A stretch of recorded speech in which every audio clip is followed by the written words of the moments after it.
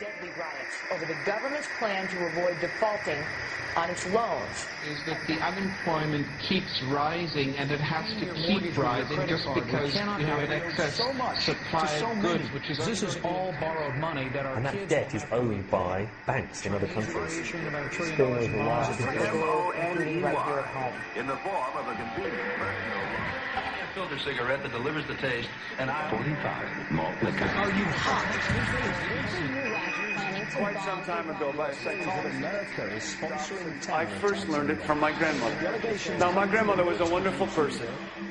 She taught me how to play the game Monopoly. She understood that the name of the game is to acquire. She would accumulate everything she could, and eventually she became the master of the board. And then she would always say the same thing to me. She'd look at me and she'd say, "One day, you'll learn to play the game." One summer, I played Monopoly almost every day, all day long. And that summer, I learned to play the game. I came to understand the only way to win is to make a total commitment to acquisition. I came to understand that money and possessions, that's the way that you keep score. And by the end of that summer, I was more ruthless than my grandmother. I was ready to bend the rules if I had to win that game. And I sat down with her to play that fall. I took everything she had. I watched her give her last dollar and quit in utter defeat. And then she had one more thing to teach me. Then she said, "Now it all goes back in the box." All those houses and hotels, all the railroads and utility companies, all that property and all that wonderful money. Now it all goes back in the box. None of it was really yours. You got all heated up about it for a while.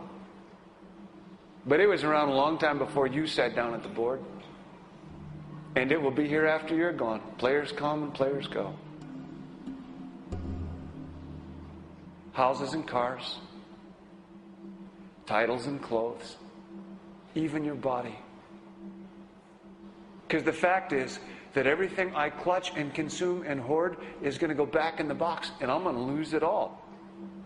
You have to ask yourself, when you finally get the ultimate promotion, when you've made the ultimate purchase, when you buy the ultimate home, when you have stored up financial security and climbed the ladder of success to the highest rung you can possibly climb it, and the thrill wears off, and it will wear off, then what?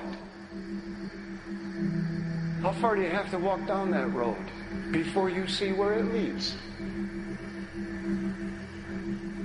Surely you understand, it'll never be enough. So you have to ask yourself the question, what matters?